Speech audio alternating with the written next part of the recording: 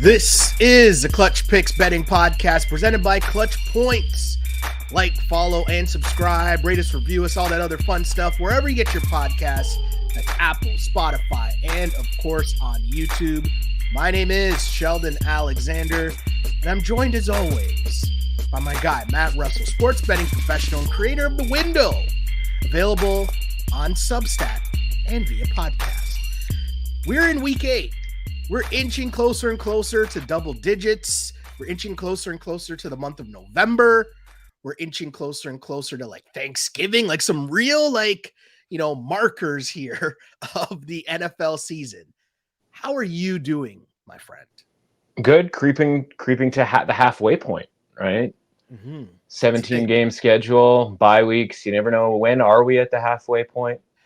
Yeah, how do we go from bye weeks to no bye weeks? What just happened? Bye weeks, and then that's right. We go to no bye weeks. You're like, if in theory you'd want your bye week to be in the dead middle part of the season, the NFL is like, sorry, nobody gets that.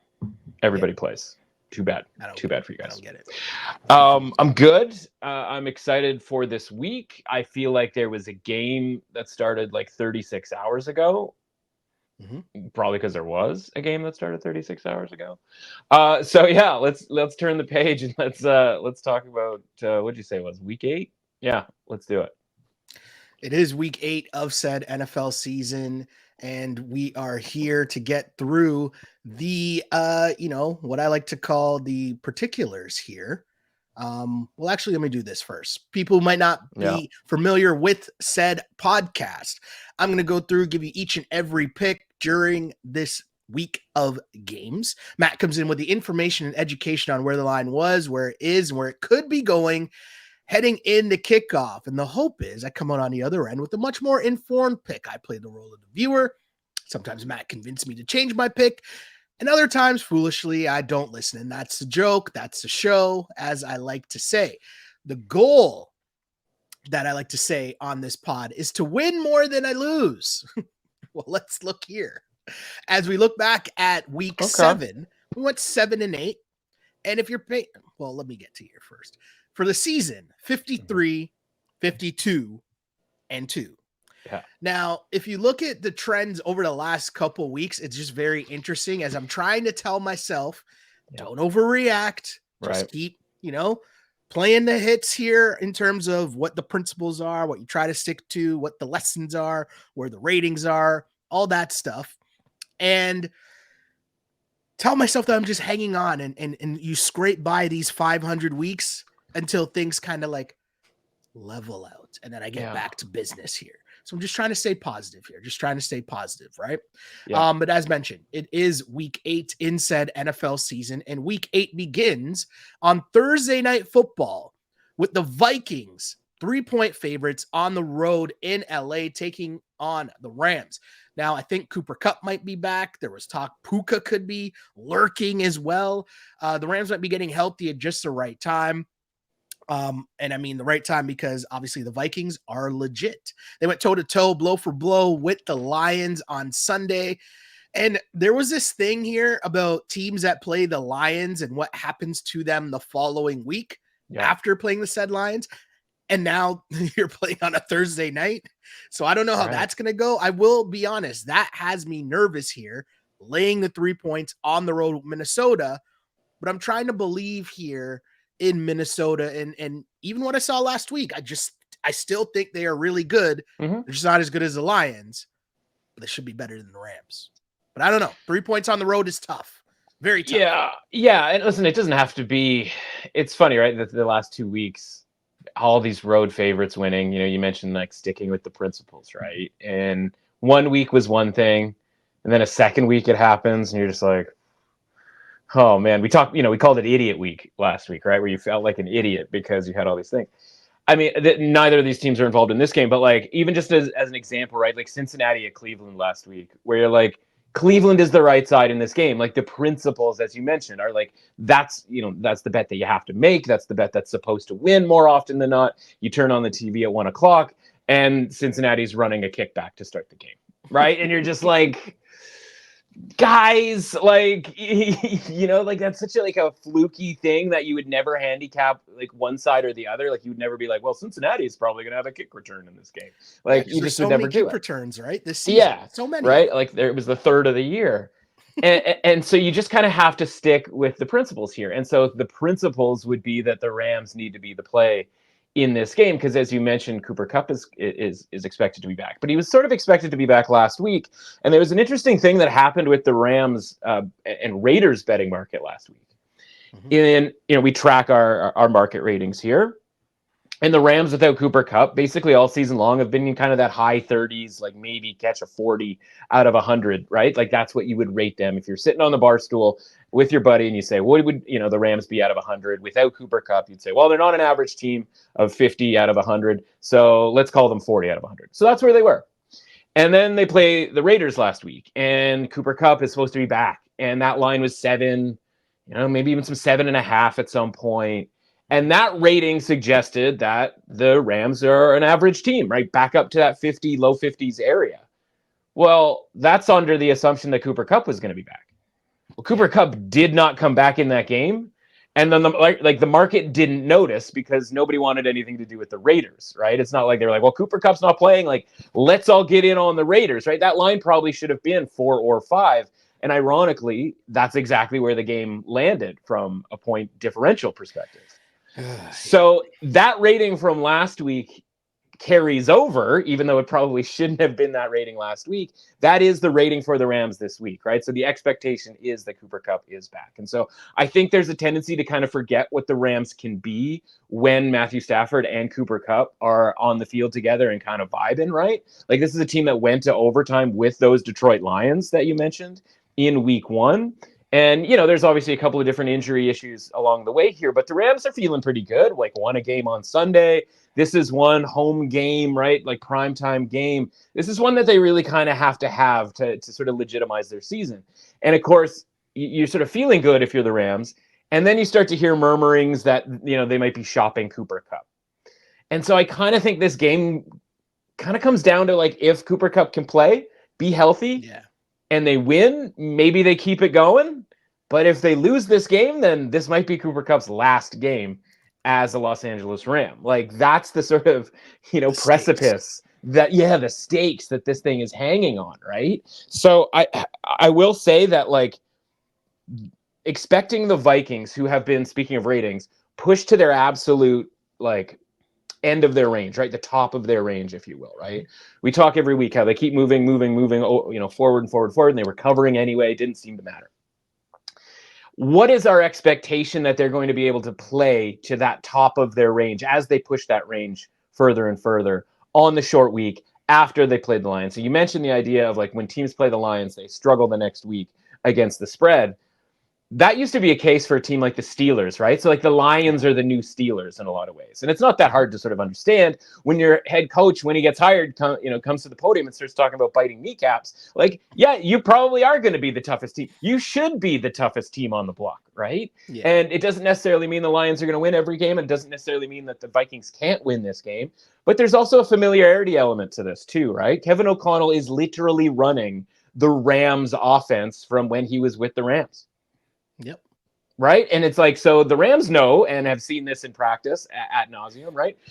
Justin Jefferson was literally told when Kevin O'Connell took over 2 years ago or 2.5 years ago now that he was going to be the Cooper Kupp in this offense. And Jefferson's like, I don't know, that doesn't really make sense to me, but it ended up working incredibly well. So there's a ton of familiarity here. It's such a short week, short turnaround from a really, really like honestly instant classic type game against the Lions here.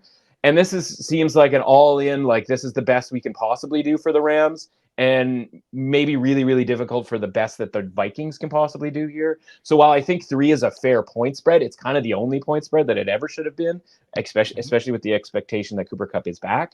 I do think that Rams have a better chance of playing high to their ceiling, and the Vikings have really tough time getting to that. So yeah, I think a switch is in order here.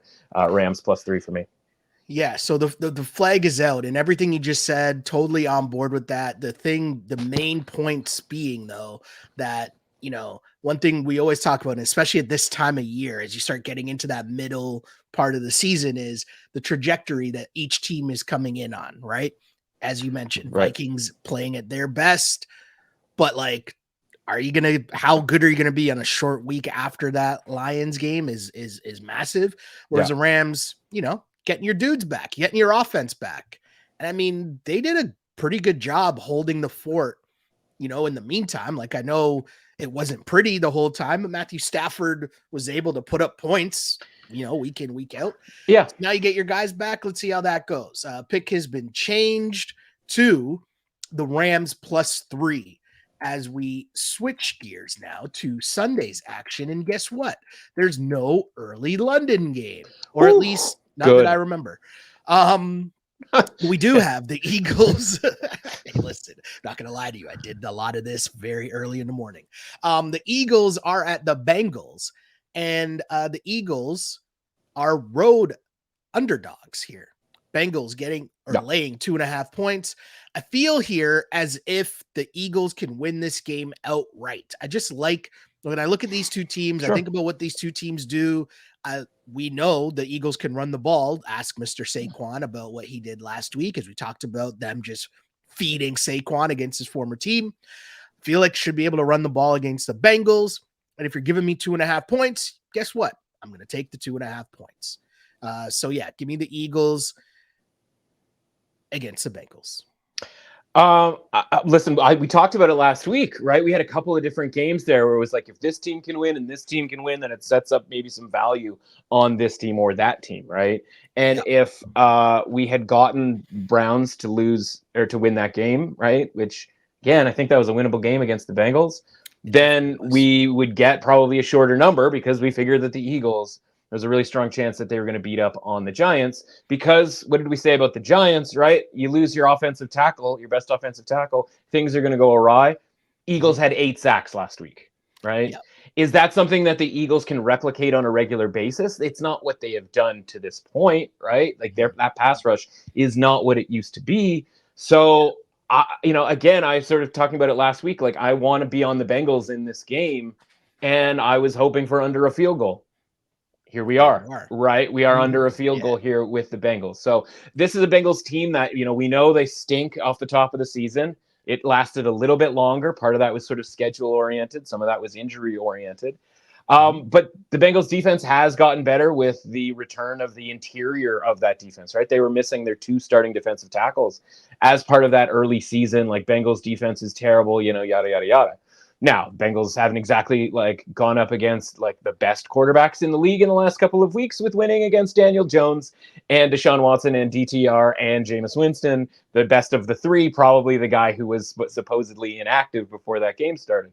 So, I think that's why we're getting still underneath a field goal, even though they did win and cover that game last week. But I think this is the type of game that they can have their best performance in as we look ahead, to this Bengals team going on a potential run where sort of 5 or 6 weeks from now, we look back and we go oh, Bengals got right back in it. Maybe not necessarily for the division, but certainly in wild card contention. And with a couple of wins here in a row, right? This is Bengals time of year, if you will. And under a field goal, I still don't trust the Eagles, right? Speaking of quarterbacks that they've faced, right? Daniel Jones, fine. And both teams have played the same teams, right? Daniel Jones, and Deshaun Watson. So I'm not getting too excited about what I've seen out of the Eagles. And we're getting under a field goal with the Bengals here. I'm going to be on the Bengals. I think it's a big game for Joe Burrow and company here against an Eagles secondary that I still don't trust to really stop anybody sort of, good, if you will. I'll be honest, it was a near switch here. I just see bleepery. I'm keeping the pick here, but because I just see bleepery as a possibility in this game. And if there's bleepery, I want the points. No, I understand. No, that doesn't really make much sense. Yeah.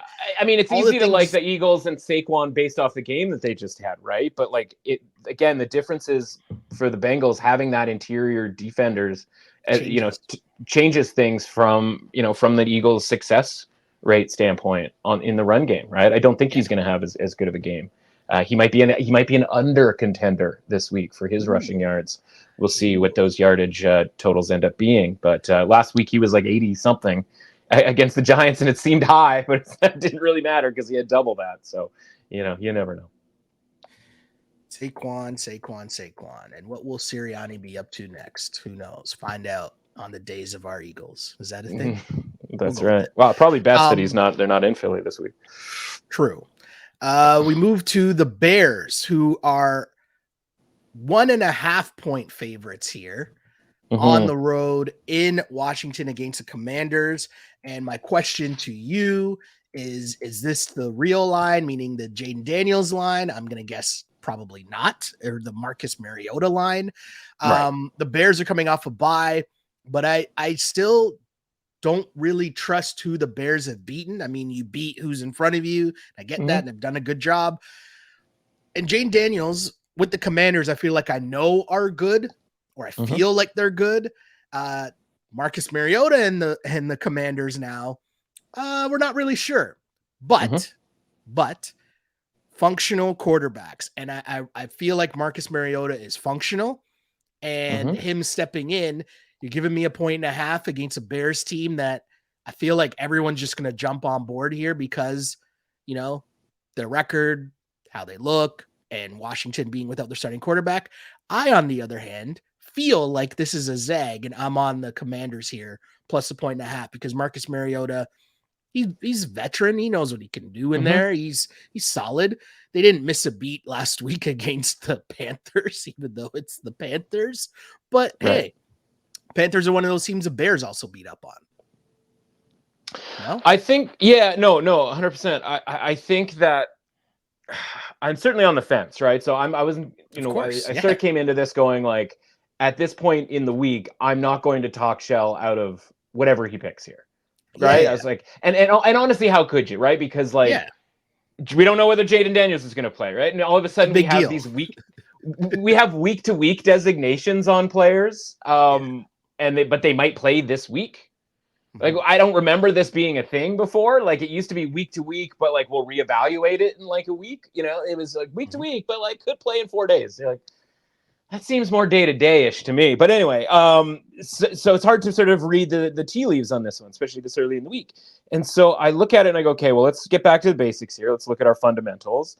What would this line have been with Jaden Daniels? Like, as you mentioned, is this a Jaden Daniels line? Is this not a Jaden Daniels? Well, it's obviously not a Jaden Daniels line, right? Because like the Bears wouldn't be favored if Jaden Daniels was healthy and fully ready to go.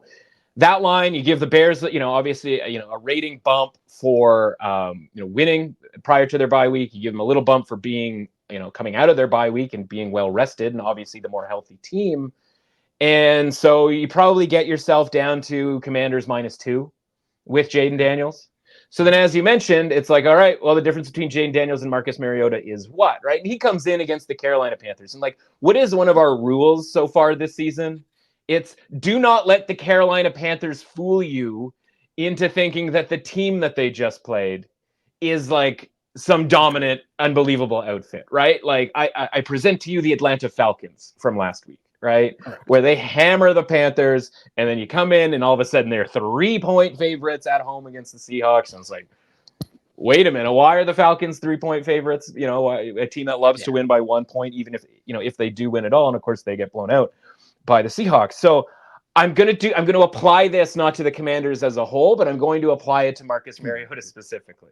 Because having a conversation about Marcus Mariota being a functional quarterback does sort of, perk me up a little bit. You know what I mean? I'm like, whoa, whoa, right? Like just whoa. Like, so, functional quarterback against the Panthers when the game was already, 2 scores, 3 scores, like, sure. Does he mirror what Jaden Daniels can do from like a mobility standpoint? Like, yeah, he does. Like, it's a good fit. Like, I'm glad he's on the team. I just look back and look at this and I go like I have to acknowledge that the Bears offense is playing much, much better. I have to acknowledge that the Commanders defense, lost Jonathan Allen prior to the Panthers game. Does that matter against the Panthers? No. Will that matter against Caleb Williams and the Bears now functioning offense? Like, seems like it probably should. And then obviously the Mariota element against a Bears defense. And, we talked whether it was Daniels or whether it was Mariota going to be in this game, like we would have to point out the fact that the Commanders schedule so far has been very light when it comes to defensive opposition. Right. And, it doesn't really matter, but at the same time, mind's eye, it does a little bit matter. I think it was last season where you had the Bears go into Washington and just absolutely trounce Washington. Like it's obviously a different, coaching staff and all of that sort of thing. Like it would not be out of the realm of possibility for a Bears team who might be the better team, certainly without Jaden Daniels in the mix here, to win this game. And when we talk about the number shifting from like 1.5 or 2 on one side to 1.5 or 2 on the other side, how likely is that to even come into play, right? We know that 1 and 2 aren't really key numbers, right? So does Marcus Mariota being in this game mean that instead of the Commanders winning by 3, the Bears win by 3?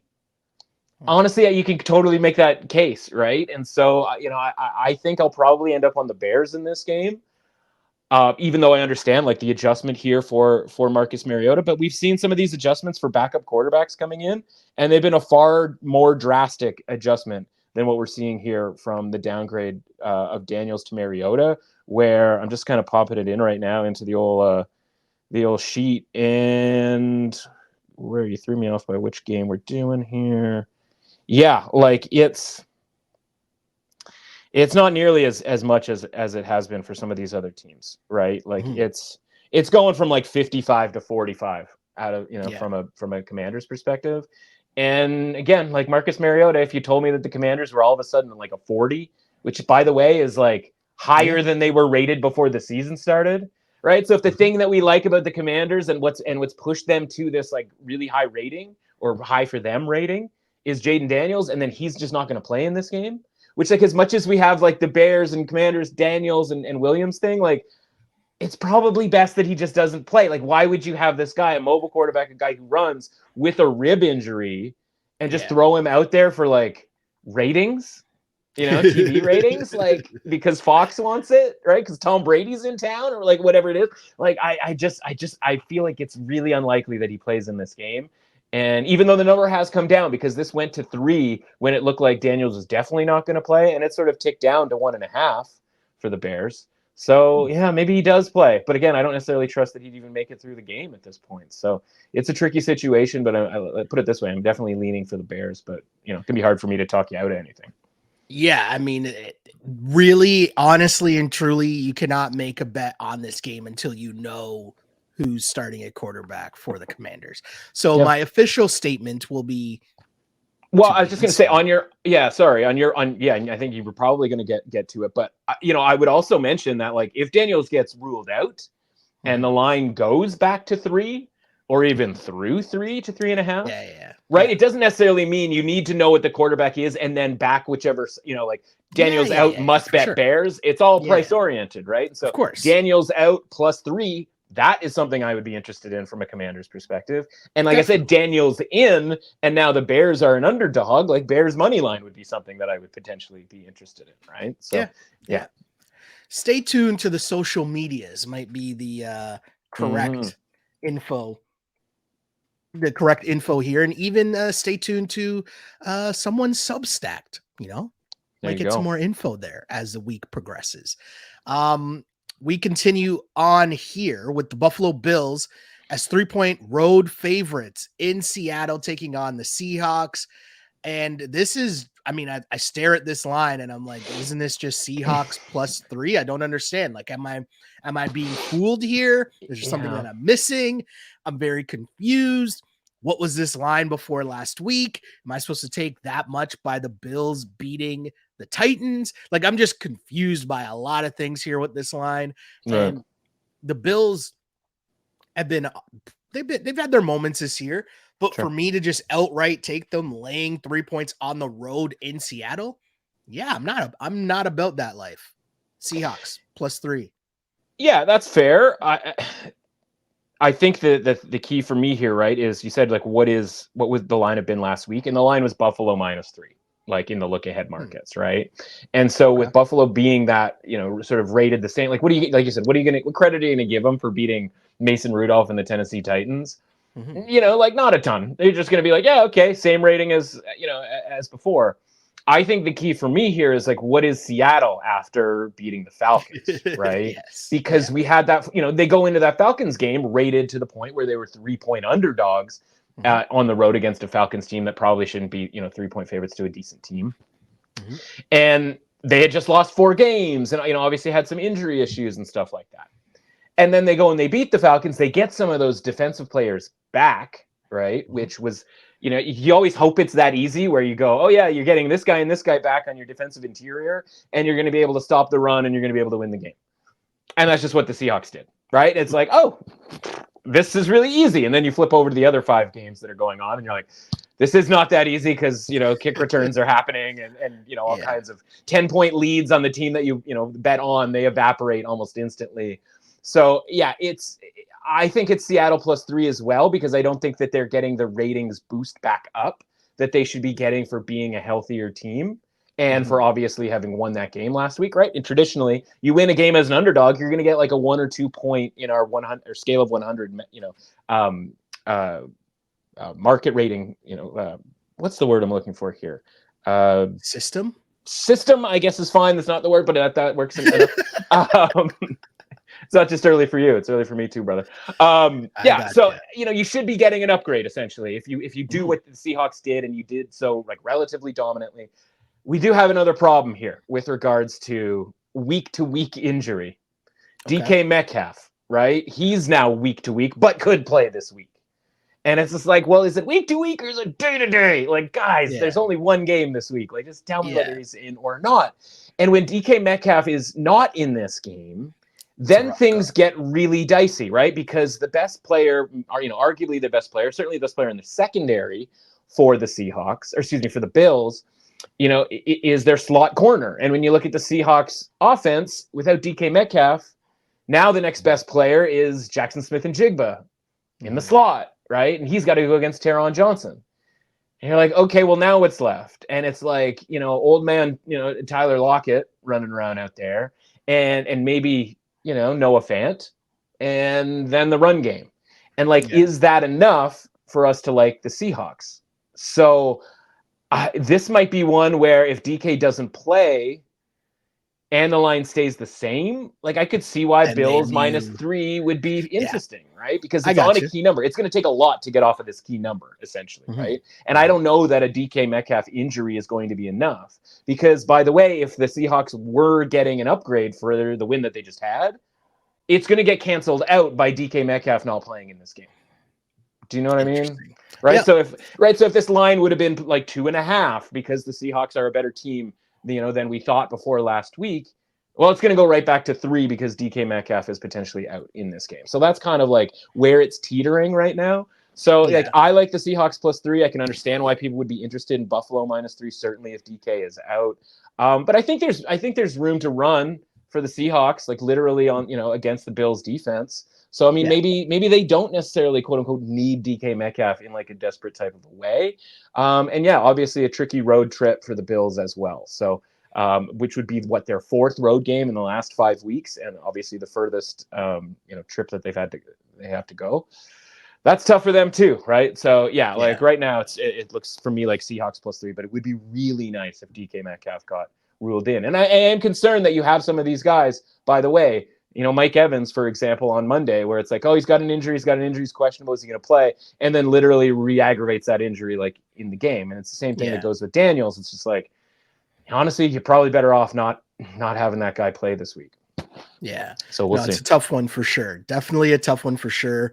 As of now, Seahawks +3 is my pick for sure. We go to the Packers. Speaking of road favorites, they are road favorites at 4.5 points in Jacksonville. I don't like laying 4.5 points in the Vegas zone on the road. Definitely not. Right. The Jags, I mean, you're coming back from 2 weeks in London. There's got to be some type of adjustment there that's just weird. Yeah. Also, beating the Pats isn't telling me that you're not crap. So again, I don't really like laying the 4.5 points here. And I know that I'm supposed to bet on the Jags, but the Jags, I don't understand. I can't do it. Won't do it. Packers -4.5. I'm laying the road points here. With the Packers team that I also think is good. Yeah, really man. Good. And the Jags, I don't think are good at all. Right. Right. Yeah, you just wonder.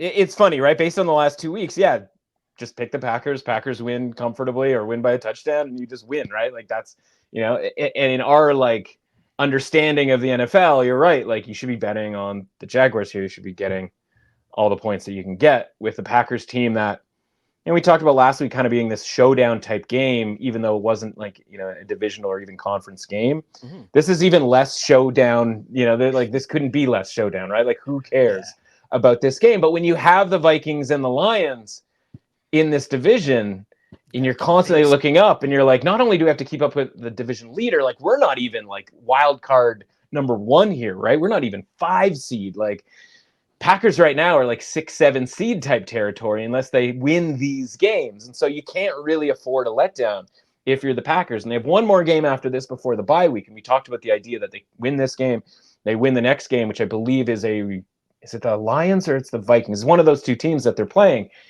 And they could be 7-2 and right in the division mix. But like you have to take care of business in this game. And you're right. Like I don't like the Jags coming off of 2 weeks in London. I don't. I like it's the Lions, okay? Yeah. So I don't love the Jags in this spot. So I don't really like either situation for either team. Yeah. I think this is one where like both teams kind of play towards the bottom of their rating. Mm-hmm. And in those games, right, like that's a really hard game to kind of handicap because or make a pick on, because I'm looking for teams that I think can play a little higher than their rating, right, to the top end of their range, against teams that for reasons, for various reasons would play to the bottom, right? That's what that Vikings Rams game is about, right? Where Rams, I think, could play a little bit higher than their rating, and I think the Vikings are going to be a little bit lower, and that's where you get the value side, right? So I just don't know that there's any value to either team, because it's hard for me to make an argument that the Jags are all of a sudden back, because I don't think they're going to be able to run the ball just 30 times. And by the way, like giving up a 10-0 lead to the Patriots off the start of that game, coming off of the game that they just had, and the sort of lack of travel advantage that they had in that game, or you know what I'm saying? Like they're sitting there waiting for the Patriots to come on over, and then the Patriots come out, run their script and get 10 points out of it, and the Jags just kind of have nothing to do. I kind of think the Packers offense is like 60 minutes of script at this point, right? And it's like, well, really okay, there's a really well coached team, right? And like, yeah, of course it falls apart for the Patriots because their coach is a fool, right? Like, whereas the Packers, like, they have one of the best quarterback coach combinations in the league, and it's like, I don't really want to bet against that either, right? And so this is just a tough one for me, and probably a game that I'm going to stay away from. Maybe there's a case for the total in this game with a couple of teams that might be a little bit more into offense than defense in this specific spot, as they say. Yeah, this is a tough one for sure. And the Vegas zone obviously has the radars going off, but this is where I'm just like, you know what? I'm gonna try to not overthink this. I like the Packers. I dislike the Jags, and nothing is gonna deter me from what happened last week watching the Jags take out the Bills, or not totally the Bills, the Patriots. Pardon me. Yeah. So we'll move on to our next game, which is the Falcons, who are 2.5-point favorites in Tampa Bay, taking on the Buccaneers, who, I mean, this spot here set up to be on Bucs home dogs. But the question is, who's Baker throwing to? That's right. Tough go last week for the Bucs receiving core. And I mean, if you're going to go up against the Falcons, you got to try to put up some points, and I don't know how this is going to go. And if Baker has to be out here living dangerously with not Mike Evans and not Chris Godwin, that's just not a place I want to be. So I'm going to lay the 2.5 points here with the Atlanta Falcons. Yeah. Not a sentence I hope to be saying, by the way. No, right? And that's exactly it, right? Where we just talked about the idea that the Falcons do not care for winning games outside of against the Panthers unless it's overtime or by like a point, right? And now on the road, you're going to just lay that 2.5. And it's like, obviously, this is a pretty significant adjustment. I don't know, maybe it's obvious, maybe it isn't, right? But think about it, right? They played early on the season. Falcons were, basically 2-point favorites in that game. Now they're 2-point favorites on the road. So like that entire home field switch, kind of 2 points on either side, or 3.5 points total, really. That's all because of Mike Evans and Chris Godwin being out. Like we talk all the time about how position players, especially skill position players, like they just don't mean that much to the point spread, right? If you're open, you're going to get the ball. And if you're in the NFL, you should catch it.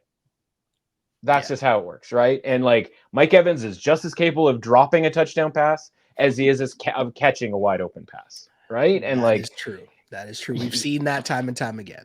Yeah, like congrats on like what seems like a first ballot Hall of Fame career based on statistics, but like we watch the games and he drops a lot of passes. He makes a lot of sweet catches, but he drops a lot of passes too.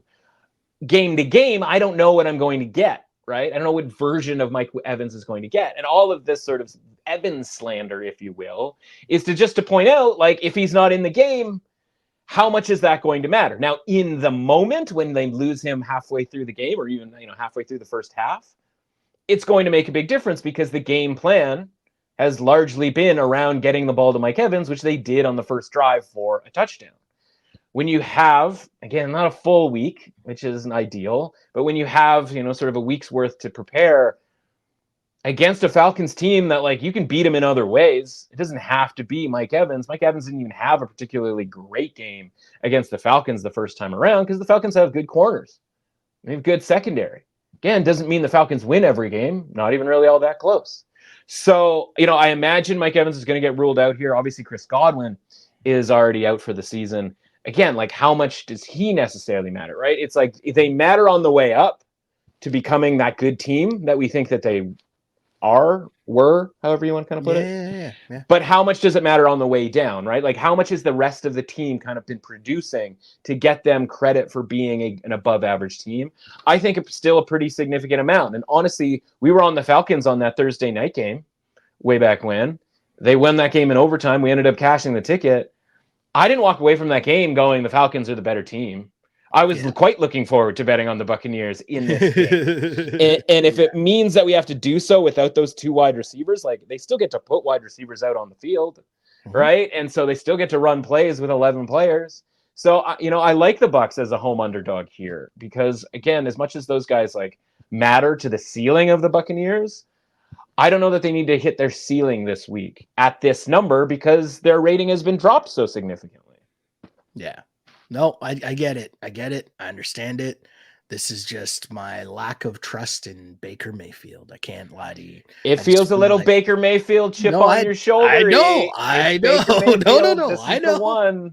That's what I'm saying. I understand. I'm going to witness it and get mad about it next week when we have this discussion again, because I will remain on the Falcons -2.5 on the road.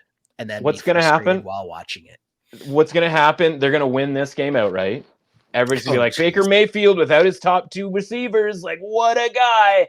And guess who they're playing next week on Monday Night Football? The Kansas City Chiefs. And it's going to be Baker Mayfield, like pregame show features. Like, Joe Buck's wife there, Michelle Beisner, is going to be doing a sit down with Baker Mayfield and his wife and their baby and a dog. Like, the whole thing is going to be going down next Monday night. And I think we'll be on the Chiefs next Monday night. Please, Kirk Cousins, save us from that content, Kirk Cousins, please. I mean, think about that sentence right there. Maybe it would have been better if I said, please, Kirk O'Chains, save us from that. We move on to the Colts at the Texans. 5.5-point favorites at home, pardon me. Again, I don't want to lay 5.5 points. I've been saying that. I feel like I've been saying the same things a lot during this week, but this has been the recent trend of trying to figure out what the hell's going on here with these lines the last few weeks. Sure. So I don't want to lay 5.5 points with the Texans. I really don't. But I am, because I watched enough of Anthony Richardson, and I just don't I know these guys played earlier on in the season. They're able to keep it close. I get it. I do. But Anthony Richardson is a very tough watch. Yeah, man. And I mean, that Dolphins team and Tim Boyle, I flicked back over to that game at one point. I was like, is that Tim Boyle? Yeah. What's happening here? I know. Same thing. Yeah, I just hope the Texans are better the second go around versus the Colts and they were to open up the season here. Laying 5.5 points is not a place where I want to be consistently, but Anthony Richardson on the road, nah, I'm not about that life. I'll lay the points with the Texans at 5.5. I'm with you. Listen, this would, feels like one where you would be like, oh yeah, Colts could win this game. It was close the first time they played in week 1 and all of that sort of thing. Like maybe a little round robin underdog money line parlay edition here. And it's just like, no, man. Like I realized that the Texans offense isn't what it is when Nico Collins is playing. Like that's completely sort of viable. I like the way that Joe Mixon is running the football, man. And against this Colts team, like there isn't that much to like defensively for the Colts. And it's been propped up by some of the quarterbacks that they've played recently. Obviously, Will Levis, as you mentioned, right? The two-headed monster of Tyler Huntley and Tim Boyle. Listen, we're going to get to the Dolphins here in a little bit. Don't you worry. So no, like this is Texans come off of that loss, letting that game slip away, which listen, I love that they let it slip away because, of our Packers positions going forward. But yeah, this is one where they come back and they're, buttoned up and, everything's, on full gas mode and at here. home. Yeah, exactly. And a game, by the way, that was a 9-point game for all of the things that went right for the Colts in that first game where they had like multiple super long passes from Anthony Richardson. Like I think the league has figured out like he can throw it really, really far and kind of not much else. Yeah, I think it's a big Will Anderson game. I think this is a big Joe Mixon game, and thereby, CJ Stroud's going to be able to spread it around a fair amount here. I think the Texans win this game pretty handily. Yeah, my thought process is to not be afraid of taking certain teams in certain situations to win by a touchdown. Like that has changed, obviously, from the early on in the season. Remember, I was saying, 7-point spreads. No, I'm taking the points. It's like, as we ease into the season here and we start to see more lines like this one. Yep. We move on to the Chiefs, who are 10-point favorites in Vegas. And the Chiefs continue to do it and they just win games. And, I will get to my Niners. I'll talk about that side of it when we get to the Niners game. But the Chiefs just somehow, some way, they have offensive plays and Mahomes is scampering for 30+ yards somehow. No one wants to hit him. Then he's running over safeties at the goal line who have laid out running backs in the game earlier. None of it makes sense. I don't understand. But that's just what they do. They win games. Now, do they cover 10-point spreads? I don't know if I'm there at that point, ready to lay 10 points with them, even though they just traded for DeAndre Hopkins. 10 points is a lot. I feel like the Raiders always play them tough. If you remember, what was it last year? Christmas Day? No. What was the game the Raiders beat them last year? Yeah, Christmas Day, the fluke of all fluke games. Yeah, where I fell asleep for 15 minutes because it's Christmas, Christmas Day. I woke up and all of a sudden the Chiefs are up by like 2 scores. And I just turned to my wife and I was like, how long was I asleep for? And it's like, 15 minutes. And it's just like, wow, okay. Things got weird. The Raiders, there was like pick sixes involved and Mahomes was doing the most, which he's still doing the most this season. I don't know. I mean, at some point they're going to lay out a team, but I don't know if it's the Raiders, and I'm going to take the Raiders plus some points here. Whew. You're a better man than I am. Not. I knew you were going to say that. Not that I'm like dying to. Not that I'm dying to like lay the points on the road with the Chiefs. I do kind of feel like, if anything, you just lay the points with the Chiefs and just sit back with your arms folded and just go like, all right, how am I losing this? Yeah. You know what I mean? Which is never the right way to go about betting, right? Yeah. But it's like, I need to lay it with the Chiefs and like, you tell me, Raiders, like, how are you going to end up covering this game? Like, it's essentially a dare, right? You're just like, just show me, just do it. Just do it. I don't know how it's like, maybe it's multiple like defensive touchdowns like it was last year. Maybe the Chiefs just don't score. I don't know how that would be possible. Like, just, you tell me, right? I'm going to be looking at alternative markets for this game. I don't want anything to do with the total here is 41, by the way. I was like under, and then it's like 41's kind of low. And so I don't really want to do that. I was going to say, maybe your boy Antonio Pierce can kick another field goal to cover the spread late. Well, and that's right. Because like, yeah, man, the dude loves field goals. And you just go like, all right, what was that last week? They were down 8. Was it? They're down 8 and he kicked a field goal to be down 5 when it was like 4th and whatever on the goal line. And it's like, which again, by rule, I don't hate, but by circumstance, I do. Right? Like it's all these coaches like think they have it figured out. And honestly, I've heard media people like praising them for it because they don't necessarily understand. Like, it's not just about kicking a field goal down 8 to get down, because that's happened before. Our guy Matt LaFleur did that, right? Like, the statistically analytical correct thing to do, depending on your down and distance and where you are on the field, right? So, like, and the idea of kicking the field Gardner goal, Minshew to drive the field again. Like, I don't know how much I'm relying on that, but right, yeah, and it's the same thing with those 2 field goals that happened the previous week, where the team was down 10 and they're like, oh, they're doing the Madden thing where they're kicking the field goal so that they can, you don't need the field goal now, you need field goal later. It's like, no, guys, like, that's not it. Like, if you're this close to the end zone, like, there is value in going for the touchdown here. Or if it is only 4th and 4 or 4th and 5, right? Like, if it's 4th and 7, then that's different than 4th and 4. And like, being on the 10-yard line or the 20-yard line is different than being on the 40-yard line.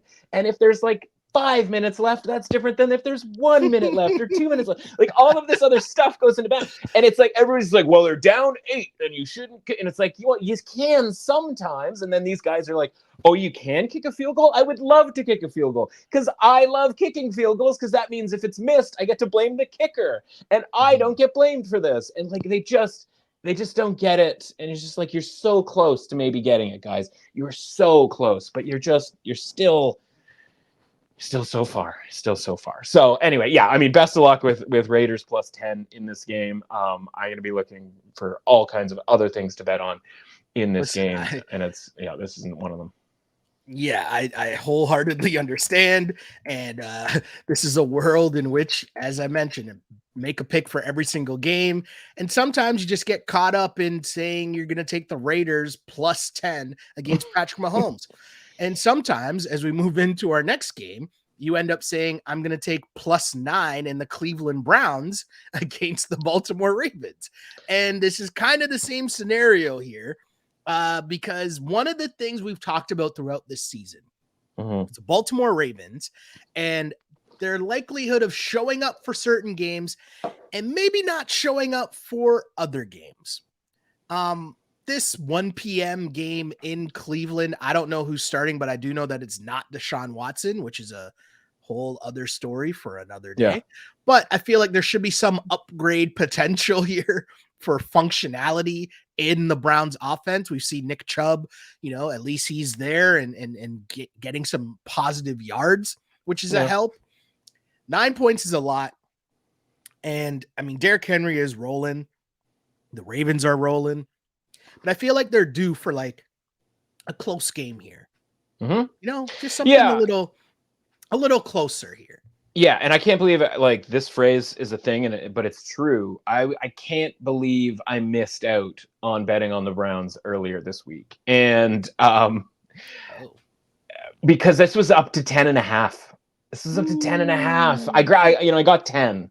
So I wasn't completely out, but not even for as much as I would have liked. The market obviously sort of agrees with me in that this being the spot here for the Browns, even though the number isn't necessarily as good as it was early in the week, I think it's still not all that bad. You're getting a couple of things here, right? First of all, you're getting Jameis Winston as starting quarterback, finally. Supposedly him being the third quarterback, or GTR being the second quarterback more appropriately, was game plan oriented. I don't really know what the game plan, like whose game plan ever revolves, or not revolves, but at least has like significant elements that involve the backup quarterback, especially when that backup quarterback is Dorian Thompson-Robinson. So that was a weird one, but it's Cleveland, so there's a lot of weird stuff. But now we got Jameis. You saw, like, he's going to throw the ball. He's going to hopefully be on time with his throws. Hopefully he's not going to mess around, right? He's going to run the offense. I like Cedric Tillman as a receiver. Like, I don't think Amari Cooper being gone is like this like devastating blow, because we know what the Browns are, right? They're ground and pound that run the football. And asking Njoku. And Njoku, that's a good point, right? Like, he's a really, really good player. And you just watched Chubb last week and you go like, all right, it's been a year. You've had radical reconstructive surgery on your knee. And like, what's the thing that we're supposed to, expect, right? And so he runs for, 25 yards on 10 carries. It wasn't particularly great, but at least you have that week, right? Like, that's out of the way. Now you get sort of a cleaner sort of run up to this game for who was one of the best running backs in the league when he got hurt. Obviously, short week with the Ravens. We talked about this last week. The idea of the Ravens like having a letdown, and this being sort of the time that you would think that they were due for it. But then it was like, oh, sorry, it's Lamar Jackson against the NFC, and while we can't figure out why that is, that he just does not lose to the NFC, he just doesn't, and it's at Lamar Jackson in prime time. So like, nope, sorry, like that doesn't work either. Like that's not going to be the letdown. This does profile more as the letdown, right? Where you can win this game. You can even win this game relatively easily, right? Like the Bengals won that game last week by 7, and you would sort of describe it as relatively easily because, of course, they were spotted 7 points early on in the game. And, Jim Schwartz, like defensive coordinator for the Browns, obviously has had to prepare on multiple occasions for Lamar Jackson, has had success against Lamar Jackson in the past with obviously maybe better defenses. It's debatable on how good the Browns defense actually was last year, how good of a defense they actually are this year. So there's a lot of stuff to like about the Browns because we've removed the one thing that everybody hates about the Browns, both from a personal and professional level, right? Even the Browns ownership is probably, I don't want to say psyched. Yeah. But that he got hurt, right? Like that now the insurance can pay, a portion of that contract, right? And when, it doesn't help them from like a salary cap or whatever, situation, helps the Cleveland Browns from a bottom line, or at least their ownership from a bottom line. So, the vibes are at least a little bit better with Deshaun Watson out of the mix. And again, like the Browns are being rated like one of the worst teams in the league. And we don't know that they are one of the worst teams in the league if you put a functional quarterback back there. And, Jameis Winston, it's going to be a ride, right? It's going to be a roller coaster. But at least let's go. At least there's function in there, right? So, yeah, points, maybe even the money line. Who knows? This is where you want Jameis, man. You're giving Jameis 9 points, whatever the situation is. Jameis and 9 points, it'll be entertaining.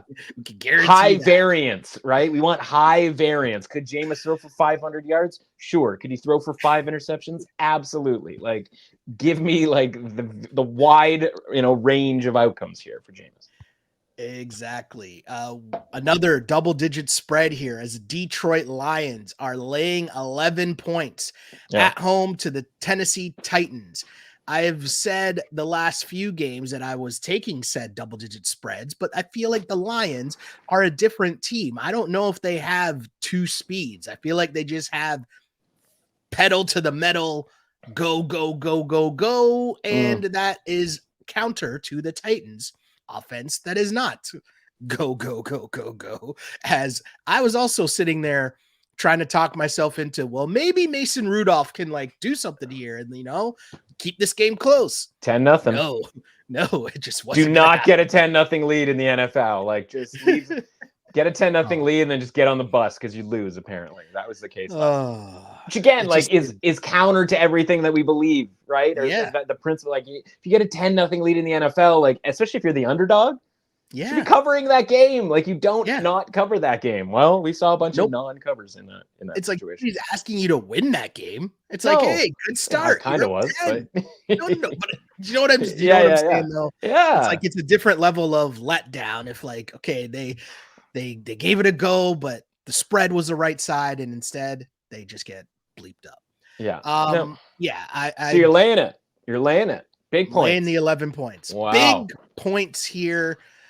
Do the Texans or the Titans, pardon me, qualify as functional? Because I feel like I know the Lions' speed, and if I'm laying the points, the Titans, I don't know what I just don't know about that life.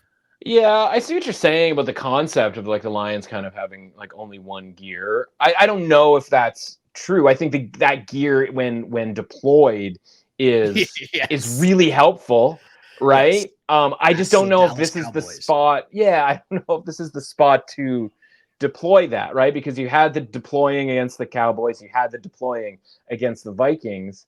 Speaking of letdown spots, right? The idea of coming home against the crappy Titans, and now we're just gonna win by double, 2 touchdowns here. Essentially, is kind of what you need. So, I like the Titans in this game. Like again, I'll walk right back into the fire after grabbing the Titans at +10 last week against the Bills, having them go up 10-0, and then getting kicked right in the face. because, again, looking back, there's not a ton of times when the Lions have been kind of favorites of this high, but when they have been, it hasn't really gone all that great for them from an against the spread perspective, which to me indicates that there are some letdowns because you can't be pedal to the metal like all season long. And we just talked about the idea next week, right? Detroit and Green Bay. It's a really big game, right? So like this game is kind of quite literally sandwiched, the old sandwich spot, which is like an age-old like 1992 like handicapping, concept. And then there's a Sunday night game the week after that at Houston, right? So like this is very much the game that does not belong from like an effort level perspective. And when you're talking about this many points, and the Titans got roughed up a little bit last week, but like going into that, their defense was playing pretty well. I don't know if it was necessarily best defense in the league the way that their yardage numbers necessarily suggested, but like, yeah, man, I think this is the one where like, especially relative to like Kansas City, Las Vegas, or some of these other big spread games that we'll see, I don't have the Titans down in that like bottom 5, where it's like Panther territory, Patriot territory, where you're just like, I don't know how bad it could be, but like it seems like it could be a lot worse.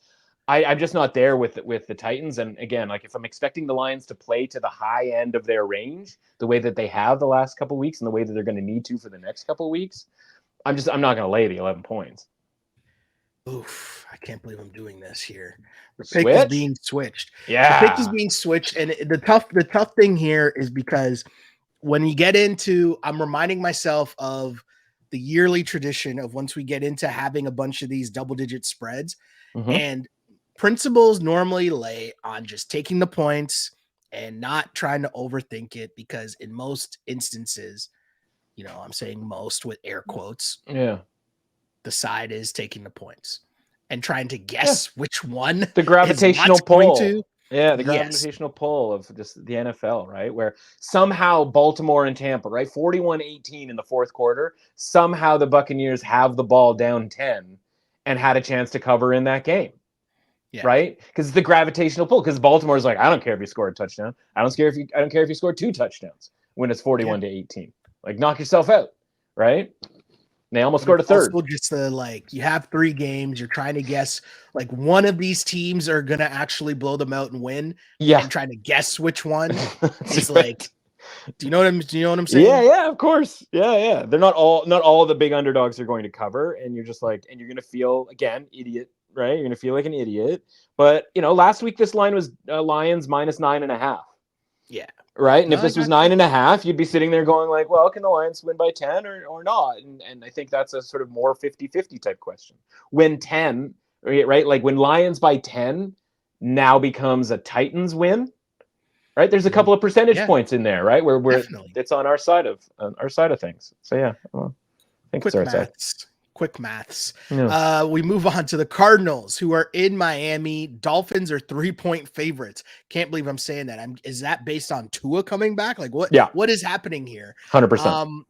Also, trusting the Cardinals in back-to-back games is a tough life, but I feel like laying 3 points on Tua, who won't he be rusty? Won't he be shook ones in the pocket? Like what is happening here?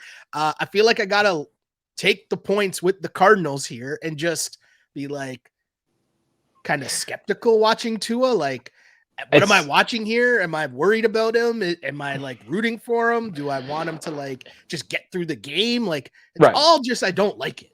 Yeah. It's a 2-part thing, right? Because worrying about Tua getting hurt is sort of part A. Because we know what happens if Tua gets hurt, then this team is one of the worst teams in the NFL. Part B to the Tua question is Tua, if he's healthy, is even going to play particularly well? Yeah. And when he has come back, this is not the first time that he has come back, right, from this sort of thing, obviously, because that's the whole point. When he comes back from these, it doesn't go particularly great in the first game, right? He is considerably worse than his sort of baseline, if you will. Part of that is, are you coming back right in the mid-season, right? Like, are you in mid-season form?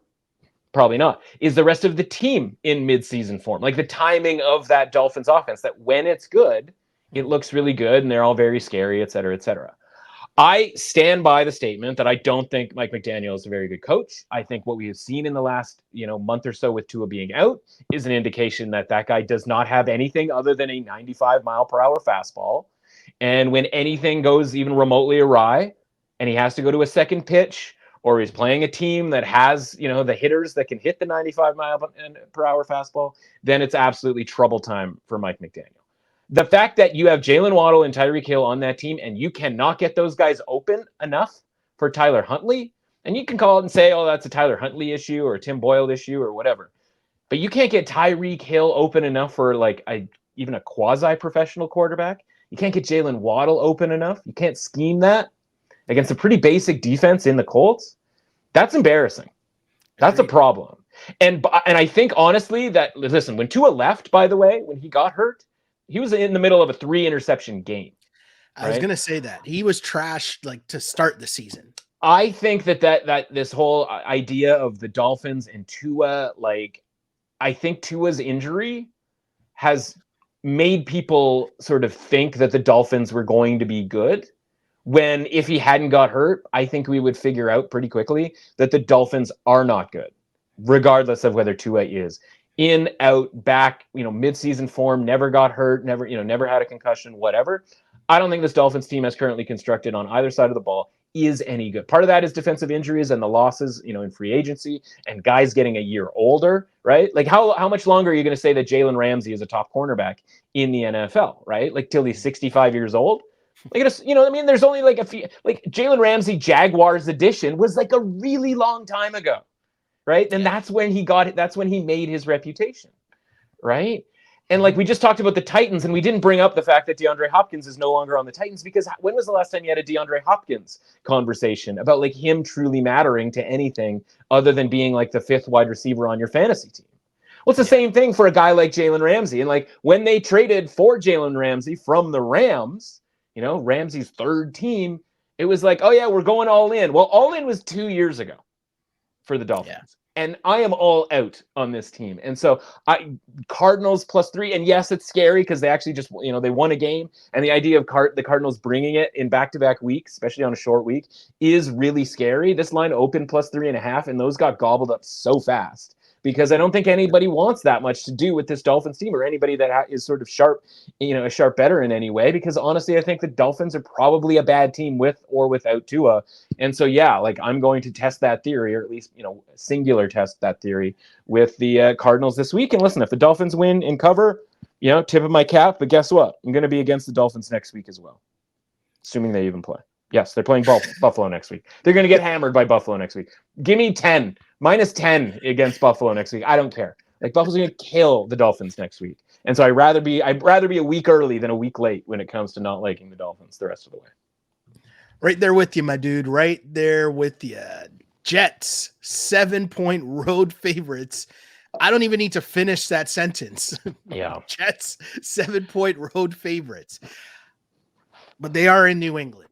Yeah, man. I get that the Jets blew out the Patriots early on in the season. I get it. I get that the Patriots did not look good after their script ended early for them in London last week. But I cannot lay 7 points with the New York Jets on the road. I know I'm doing this for the second straight week in a row. Yeah. Where I'm talking myself into maybe Drake May looks a little bit better with another week. But the Patriots look like a poorly coached team. Yes. I get that. I understand that.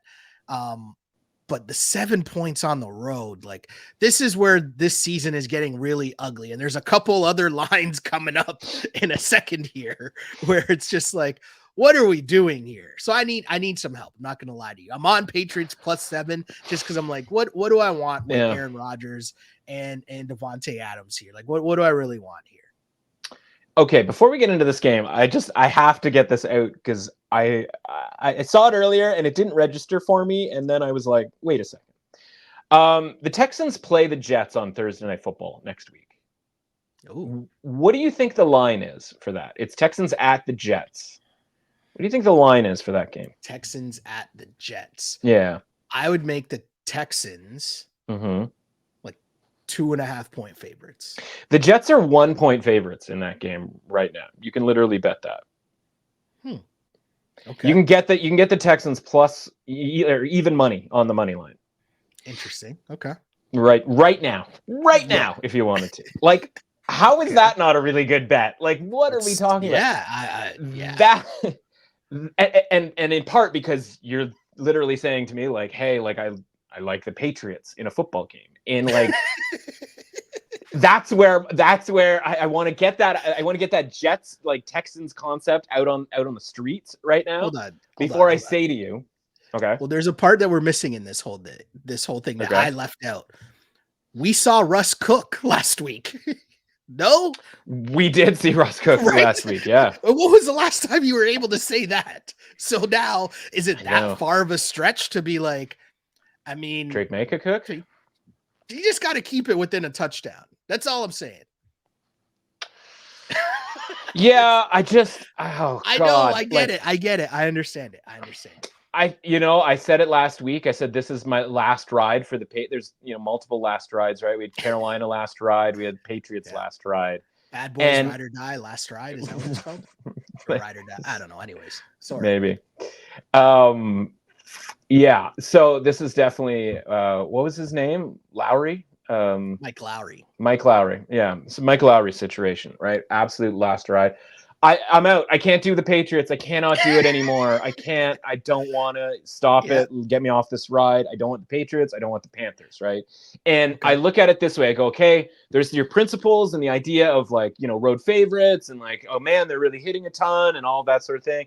And like the worm has to turn, or, some of these teams that like you feel like, oh man, they should have covered this game. Patriots had a 10-point lead against the Jags, man, and like just never really all that close to covering that game. And just getting run on by Tank Bigsby over and over and over again, right? And so if like the Jags, if the Jags can do all that stuff, the Jets can do all that stuff, right? And so the Jets were, there was a ridiculous line last week making the Jets the favorite in that game. We said it before, honestly said it during, said it after, like, cashed all, the money is all in the accounts, right? I think I have to take the Jets in this game, man. Like, I think this is kind of, you're getting another week of Devontae. So, and again, against like a far worse defense. Yeah, you're not going to get the same pressure concerns that you would have had against the Steelers. Steelers got a couple of nice bounces in that game, by the way. Maybe Garrett Wilson doesn't get hit in the chest with a pass and have a bounce directly to the opposing team, which again, I was all there and all about. I was all here for that. I was all there for it. I was here and I was there. And so it's just like, oh, by the way, like we saw this matchup already this season. Yeah. And the Jets absolutely destroyed the Patriots. Like it was at home, but like if you're going to tell me there's that much of a difference between like Jet Stadium, Patriots Stadium at this point, like home and road splits between these two teams, honestly, it's why I like the Texans on Thursday. Spoiler alert preview, get your Texans while they're hot. And maybe that line goes further because the Texans don't cover against the Colts and the Jets do cover this game. But like, give me that even money on Thursday right now. And honestly, give me the Jets -7. Like I'm going to wait a little bit because if this comes off a 7, I think there's a better chance it comes off towards the Patriots because that's just this like sicko weird world we live in where like no matter what, the underdog is going to get attention, especially the home underdog.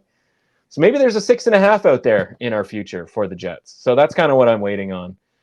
That and like somebody to just like lobotomize me from even being involved in this game whatsoever. So I'm going to say this, the pick is switched to the Jets here just because I can see it now. Next Tuesday, Aaron Rodgers, all smiles, him yucking it up with McAfee. Like, everything's okay. We just need to, things aren't going to be perfect right away. And sometimes things just take a chance and blah, blah, blah. However, he's going to spice it up. I can't believe I'm doing this. Here we are. This is what the season is right now. This is where the season is right now. Tough decisions are being made, just like the next game here, which this is also why I switched the pick here because we're going into a stretch here. Yeah, where the Chargers. Sorry, what were you going to say? No, I'm just starting to see some Jets -7.5 pop up, and it's just like, let's just not do this at all. You know what I mean? Patriots +7. Like I like Patriots +7.5. I think more than I like Jets -7, and like that's where we're teetering on. That's the brink that we're on. Oh, man, I hear you. You know what? Get over 41.5. That's the bet for the Jets and Patriots. Jets are going to be able to score on the Patriots' god-awful defense. And honestly, I think Drake May is going to be able to score, even if it's sort of backdoor garbage time, et cetera, et cetera. Anyway, I know that doesn't help you as far as picking the side in every single game, but like that's the bet. It's over 41.5. Okay. The Jets -7. We're on to the Chargers, who are also laying 7 points. No. It's all right. I'm freaking out over here. I'm freaking out because I'm here laying 7 points with this. I was going to say the San Diego Chargers, but they might as well be the San Diego Chargers against the Saints. And this is because, is this a Spencer Rattler line? And if you're telling me it is a Spencer Rattler line, then I'm laying the points with the Chargers here. 7 points seems like a lot. Seems like it's crazy. But that Saints team last week, you talked about it, them being injured and all of the injuries they're dealing with. Yeah, it was just not a NFL professional team, first string squad, and it showed. And if we're seeing much of that again, where Bo Nix was out here balling, right, looking like Cam Newton out here, Bo Nix, right. I mean, yeah. Chargers, I know they lost. It didn't look pretty on Monday night at all, but get back to functionality, run the ball, at least move the ball against the Saints. And I don't know what the Saints are doing against anybody's defense. Right. Okay. So the line, let's start there. So you mentioned, obviously, if they are this, i.e. if they are what we saw on Thursday, then you like the Chargers -7. And that would be completely accurate, completely fair, because the rating that the Saints got last week, the preseason edition of the Saints, if that extrapolated to the next week, this would be 10. This would be Chargers -10, right? That's how bad the market going into that game thought the Saints were going to be by making the Broncos a 3-point road favorite. The Broncos a 3-point road favorite. Like, that's how bad that they thought that same team would be a 10. And of course, they lost that game by $1 billion, right? So it would be sort of easy to just go like, I'm going to make them a 10. But the reason that they were, a 10, or the reason that they would be a 10-point favorite is that short week, tons of injuries, right? Yeah. Well, it's no longer a short week, right? Correct. It's a long week, and the Chargers are on the short week. And by the way, the Chargers looked like a team that could kind of barely, I shouldn't say move the football, because they were able to move the football thanks to like a series of tight ends. But as we talked about all season, right? Like, they don't have the explosive player outside of their run game, and our guy J.K. Dobbins, who, by the way, the new favorite for comeback player of the year, once everybody realized that Sam Darnold was not really all that eligible to win comeback player of the year, which we have been talking about on this podcast for weeks, which was a big deal like a week and a half ago. So Saints are also getting guys back, right? Chris Olave was concussed, literally could not play in that game because you have to have 5 days to get through concussion protocol. Well, he's going to be back.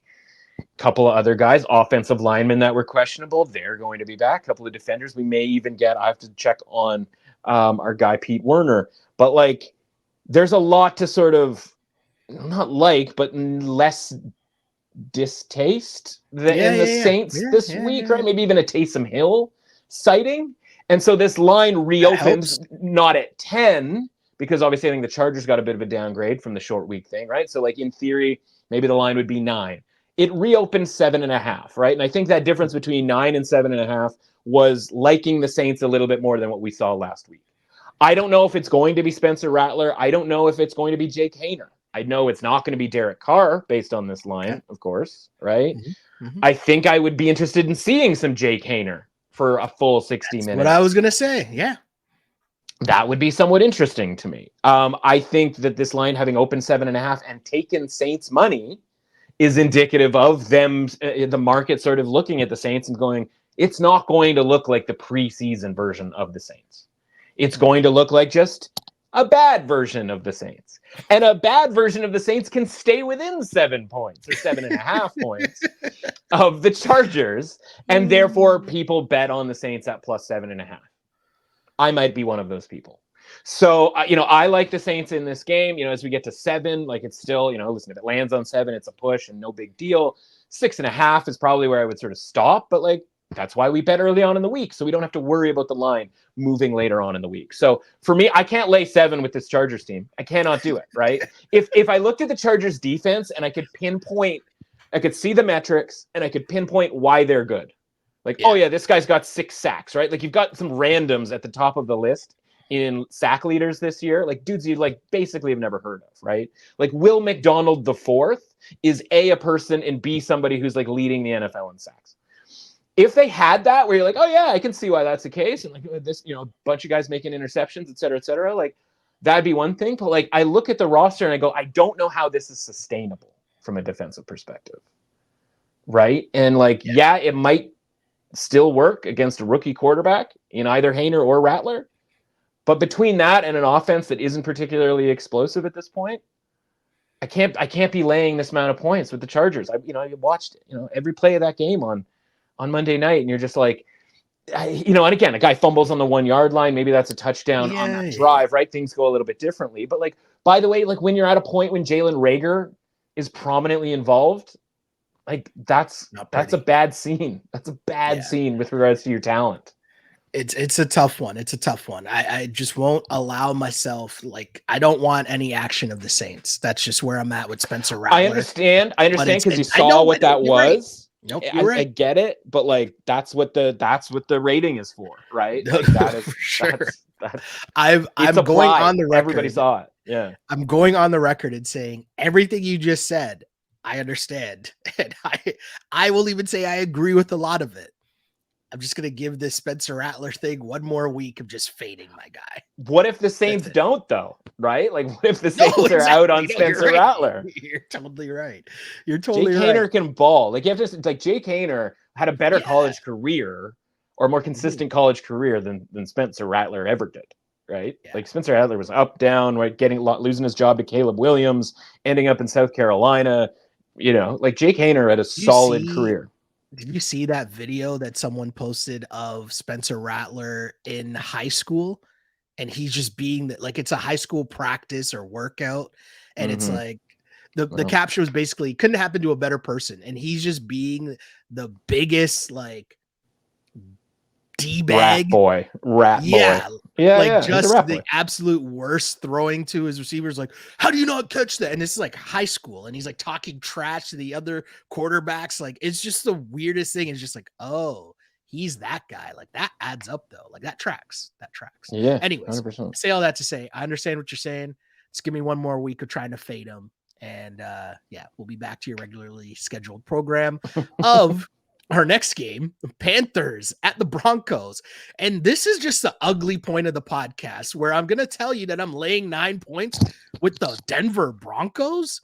What is going on here? Yeah. Between the Saints and the Panthers. And I know the Panthers are a different level of, trash here, but I've literally had to talk myself into laying 7 points with the Jets, laying 7 points with the Chargers, and laying 9 points with the Broncos. Is this a real life thing that I'm doing here on this podcast in week 8? I don't understand. It really shouldn't be, right? Right. That's what this is what I'm saying. It really should not be. The Panthers. Okay. But tell me why the Panthers plus 9 is a move that you would advise anyone to make. Okay. All right. Look ahead line for this game. So last week, right? We just talked about the idea that you can bet on the Texans right now at even money to beat the Jets next week. Mm-hmm. Look ahead line for this game. What do you think the look ahead line? Let's play that game. What do you think the look ahead line was last week? So before the Broncos beat the Saints, the preseason Saints, and before the Panthers lost in just, destruction fashion. I'd give it like 3.5. It was 4.5. It was 4.5. But, even the idea, right? 3.5 or 4.5. Just more than a field goal is what I was going to say. No, for sure. And it's like, it's a 5-point adjustment and like nobody died. Well, I mean, the Panthers offense they were already dead, right? That was like, they were getting poked with a stick in a forest somewhere. like, yeah, man, like I can't do that. Like I have, if I have to, right? Yeah. Like if I did it, I would have to bet on Jeez. the Panthers. Speaking of murderers, if I did it, I would have to bet on the Panthers here. I will wait. I'll do the thing like, you know, your school teacher, right, where everybody's loud in class and they're telling you to quiet down, and your teacher's just like, I'll wait for you to quiet down. I'm gonna wait for this line to quiet down because it opened 7.5, and apparently people are really interested in betting the Broncos minus 7.5 in a football game, and 8.5. Maybe 9 as well, right? Or maybe it's just jumped that because honestly, I was looking to tease the Broncos when it was minus 7.5, when it was minus 8. But now it's gotten out of teaser range, which I think is part of the move upwards, right? Does this get to 10? That's essentially where I'm looking to bet on the Panthers plus 10. Like now it's a, you know, whatever. Would I?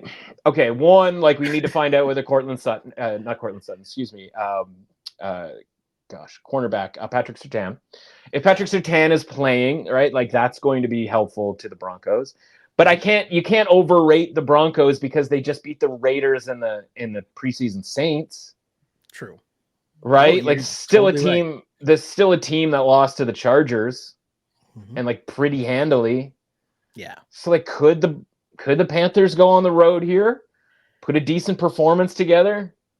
I'm just very thrown off by we went from like no touchdown spreads to like all the touchdown spreads in like 2 weeks. Yeah, it is very weird. But like Andy Dalton's in a car accident with his family, and it's like, do I want to bet on the Panthers after that is going on? Like, speaking of hashtag Bryce Young still can't get in the game. Bryce Young, like, and the worst part might be that Bryce Young might get in the game. Like, that's like worst sum of all fears right there. Like, again, like it's a tough scene with some of these like big spreads because you're sitting there going like, there's a reason it's a big spread. You're asked to bet on a bad team. Mm-hmm. Right? But you're also probably maybe asked to bet on a bad team laying 9 points with the Broncos. Also true. And therein lies the rub. Mm-hmm. Broncos minus 9. I can't say I like it more than the Chargers minus 7 or the Jets minus 7. But yet, here we are as we head into Sunday Night Football. Next week's pod's going to be electric. That's all I'm going to say right now. Yeah, it is. We move on to Sunday Night Football.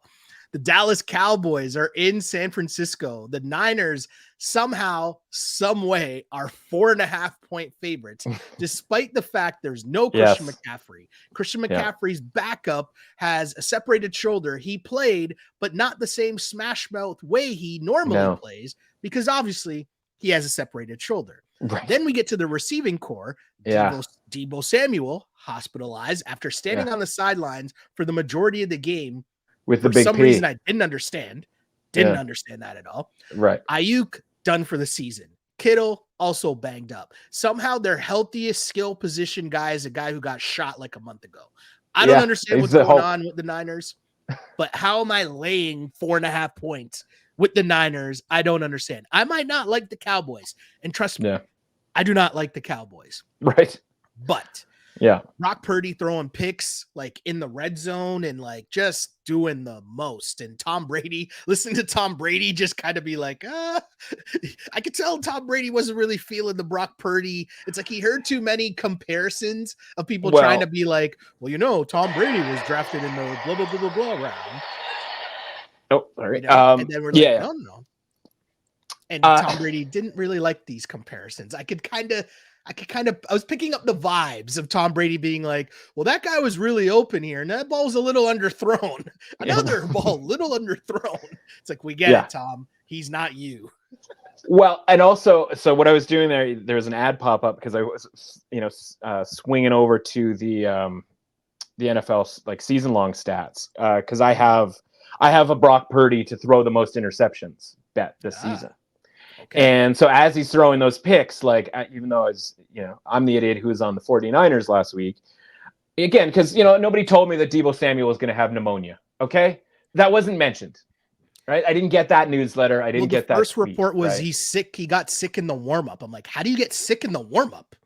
Right. That was what they said. I'm like, I've never heard that before. Yeah. And so it's, again, it's constant subterfuge when it comes to the 49ers, right? Christian McCaffrey was going to play in week 1, right? Right up until the pregame show started where they had to break in that Christian McCaffrey was not, in fact, going to play. Insane. Well, here we are in week 8, and there is still no sign of Christian McCaffrey. So what's up with that, right?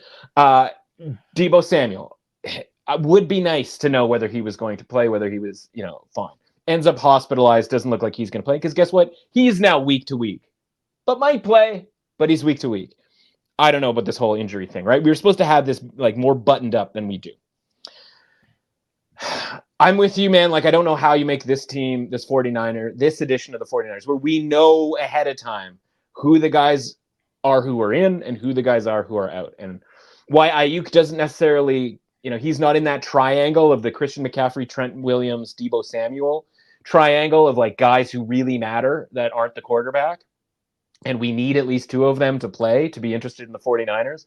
And when we only get 1 of those guys playing, it's not good enough. And it's an O-line. It's an O-lineman.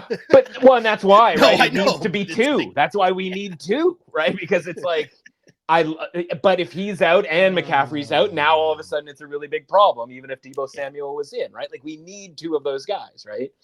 I play golf even in the fall, and I go, I need to be, it can't be raining and windy and cold, right? It can be one of those things. It can be cold, it can be a little rainy, or it can be windy, but it cannot be 2 of those things, right? It's the same kind of deal here with the 49ers. And so maybe Deebo Samuel plays, but having a guy with pneumonia earlier on in the week, I don't think counts. But the 49ers are so desperate or so ridiculous that they're just all right, we don't care who's injured, half injured, whatever.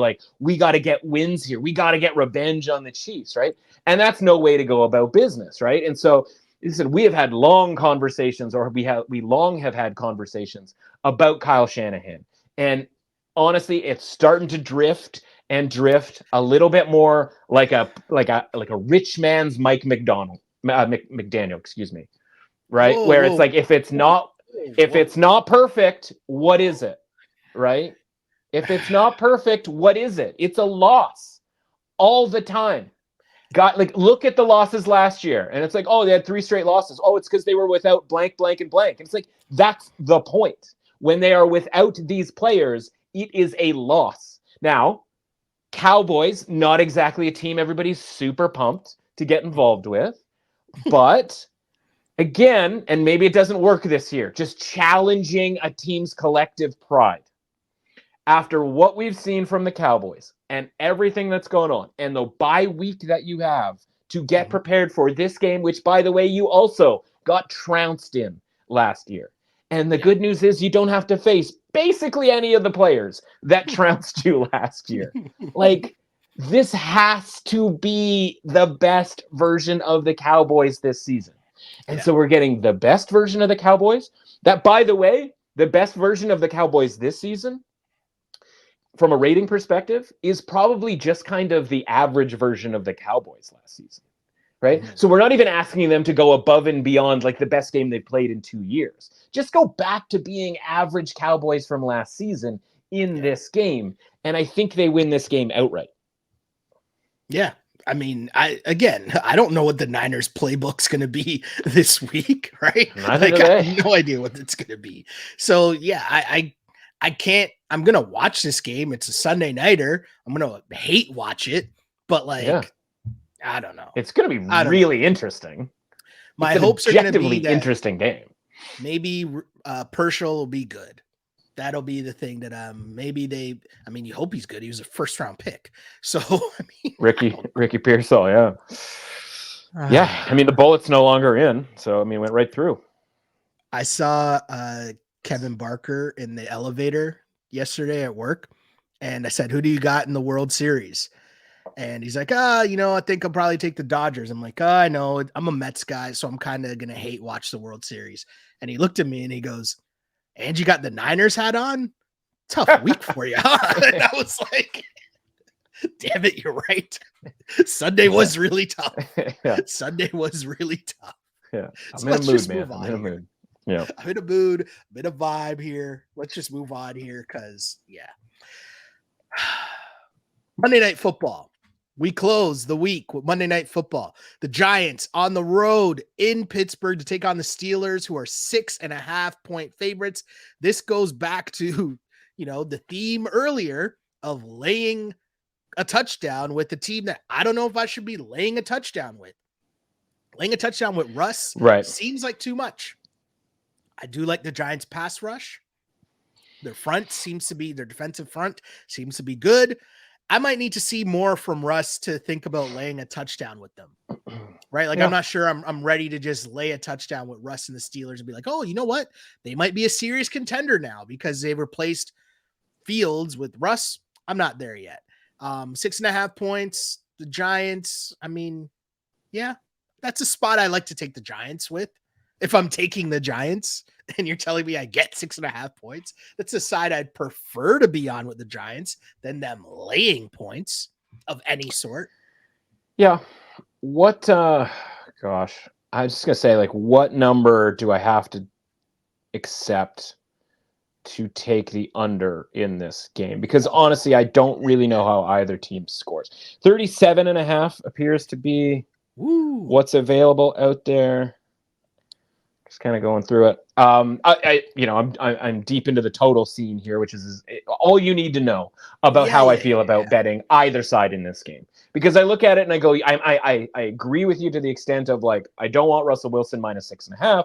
I don't want the Steelers -6.5. I don't want anything to do with that. Again, if my general premise for the Giants, right, the singular handicap that, like, got me on the Eagles as road favorites of -3, -3.5 last week.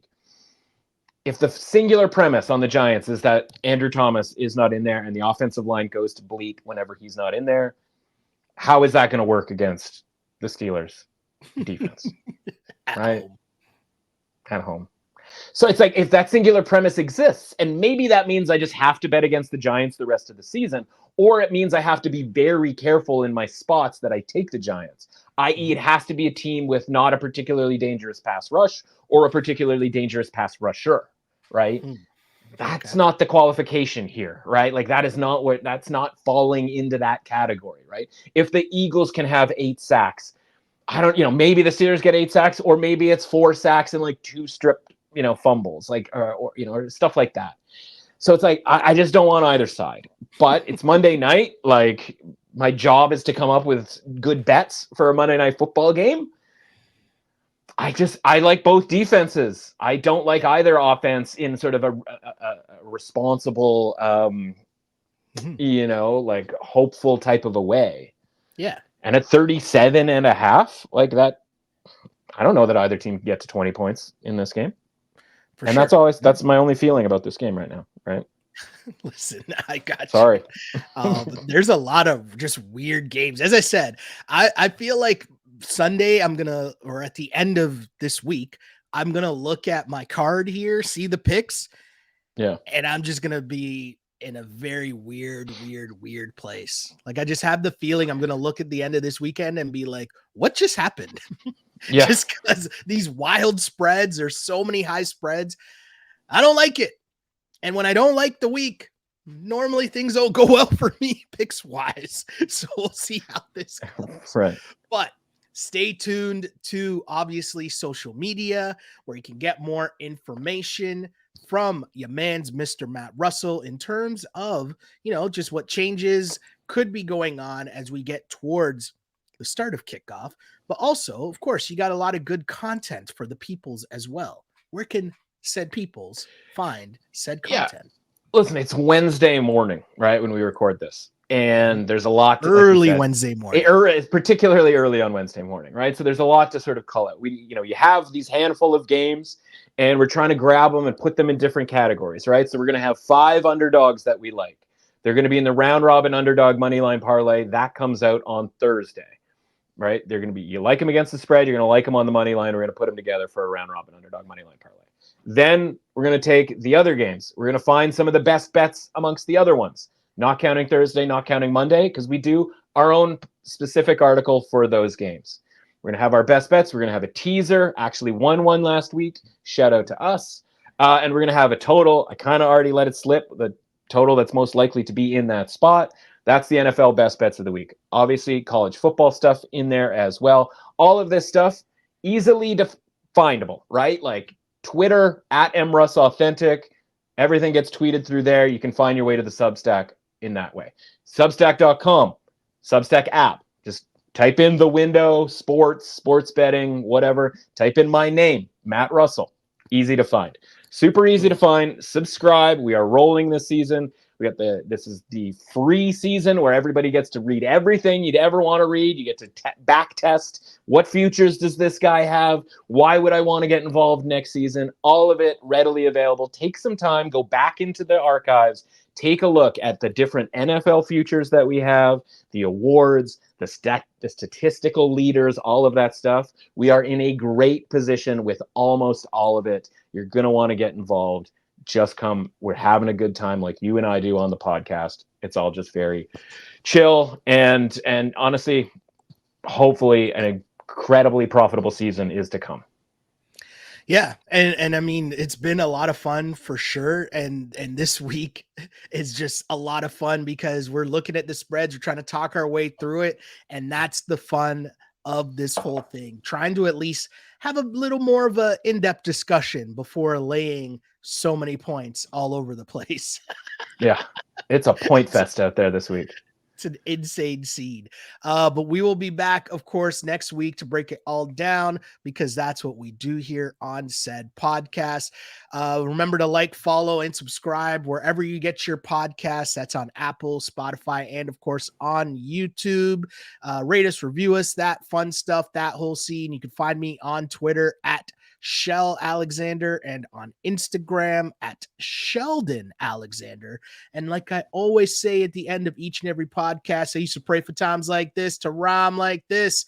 This is a Clutch Picks betting podcast, as always, unpolished and unapologetic. Until next time, see ya.